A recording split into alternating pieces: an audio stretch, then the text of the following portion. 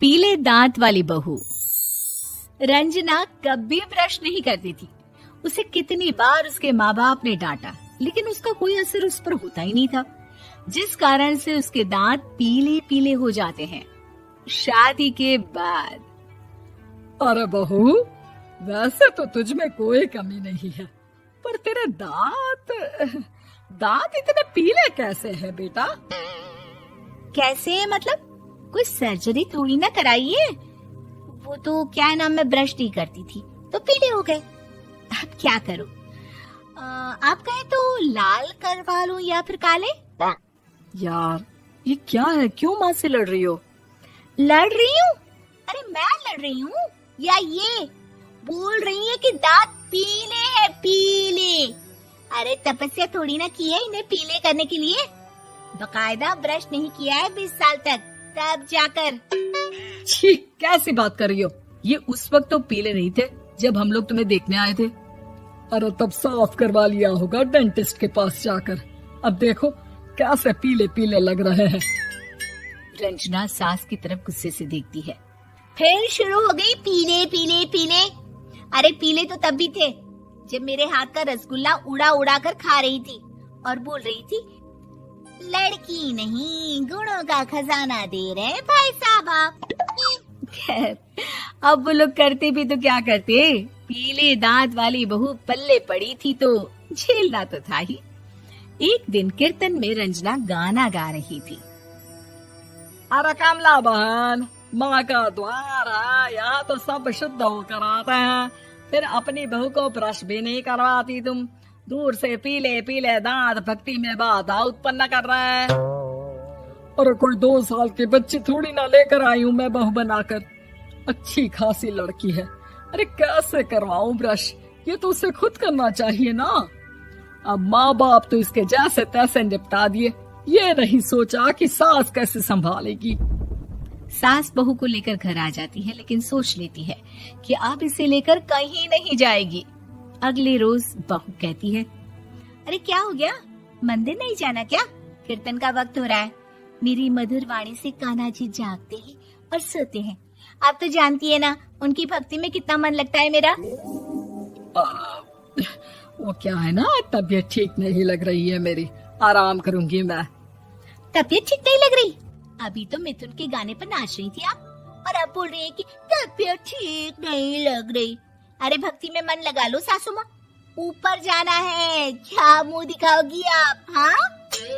सास को बहू की बात पर गुस्सा आ जाता है। मैं क्या मुंह दिखाऊंगी, इसकी चिंता तो ना कर, समझी? अपने मुंह की चिंता कर, जो ये पीले पीले दांत लेकर हर जगह पहुंच जाती है। पता है लोग कितना मजाक बनाते हैं। ना जी ना, मैं नहीं जाना कहीं तेरे साथ। तो ये बात है, कोई ना, मत जाओ, मैं अपने कमरे में ही बैठकर भक्ति कर लूंगी। ऊपर वाला दांत थोड़ी ना देखता है, मन देखता है, भावना देखता है। और अरे बस बस, तू सब कुछ दिखा, बस ये सफेद चमकदार दांत ना दिखाना किसी को, है? जा यहाँ से। बहू को सास की बात का कोई फर्क नहीं पड़ता, वो तो जैसी थी वैसी ही रह जाती है। सुबह नहाकर किचन में खाना बनाना, फिर खाना खाना, कीर्तन भजन करना और सो जाना। एक दिन, माँ जी मैं सहेली के घर जा रही हूँ, शाम को लेट आऊंगी। हाँ हाँ तो जाना, मैंने कौन सा तेरी आरती करनी है घर पर बैठकर। रंजना सहेली के घर जाती है, जहाँ वो पार्टी में जाने की तैयारी कर रही होती है। अरे शिखा, कहाँ जाने की तैयारी कर रही है? मैं गलत वक्त पर आ गई क्या? अरे नहीं यार, उल्टा सही वक्त पर आ गया। मैंने ये साड़ी और ज्वेलरी निकाली है यार, शाम को इनके ऑफिस की एक पार्टी में जाना है। बताना कैसा लग रहा है ये सब? नहीं यार, इस ड्रेस के साथ तो वो वाली ज्वेलरी अच्छी लगेगी। हाँ हाँ सही बोल रही है, मैंने ध्यान ही नहीं दिया।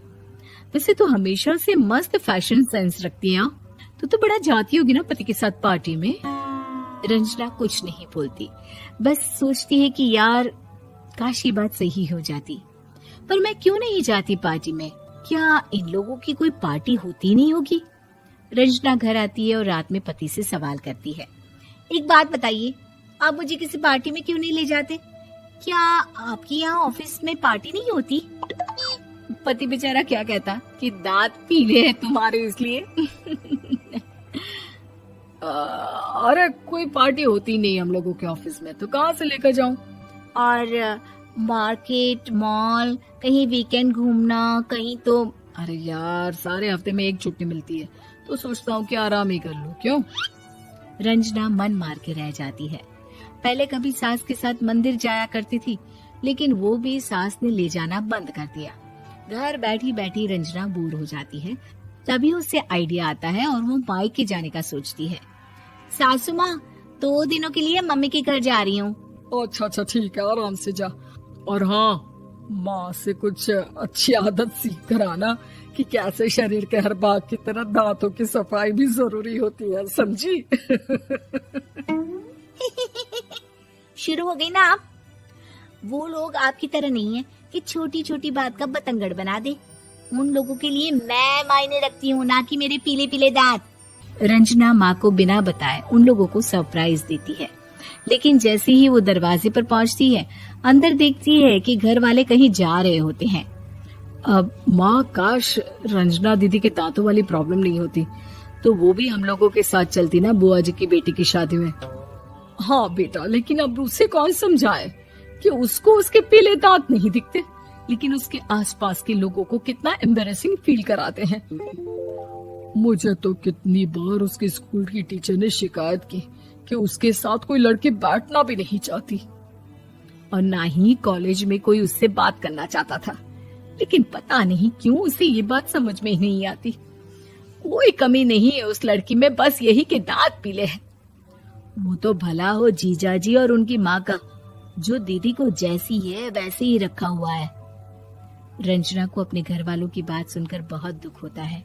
वो सोचती है कि वो क्या करे, लेकिन फिर वो सीधा डेंटिस्ट के पास जाती है, अपने दांत चमकाती है और कसम खाती है कि वो रोज ब्रश करेगी। अरे क्या हो गया? तुम तो 2 दिनों के लिए गई थी ना, पर कोई ना, अच्छा है, चलो आ गई तो। रंजना सास के सामने आकर खड़ी हो जाती है और पूरी स्माइल करती है, उसके चमकदार दांतों को दिखाती हुई। हैं? चले मंदिर। माँ, मुझे माफ कर दीजिए, मैंने आप लोगों को बहुत एम्बैरेसिंग फील करवाया। मैं आज से रोज ब्रश करूंगी। उम्मीद है कि आपको हमारी ये कहानी पसंद आई होगी। कृपया हमारे चैनल को सब्सक्राइब करें और सभी अपडेट्स के लिए बेल आइकन जरूर क्लिक करें। और हाँ, वीडियो लाइक और शेयर करना मत भूलिएगा। बाय।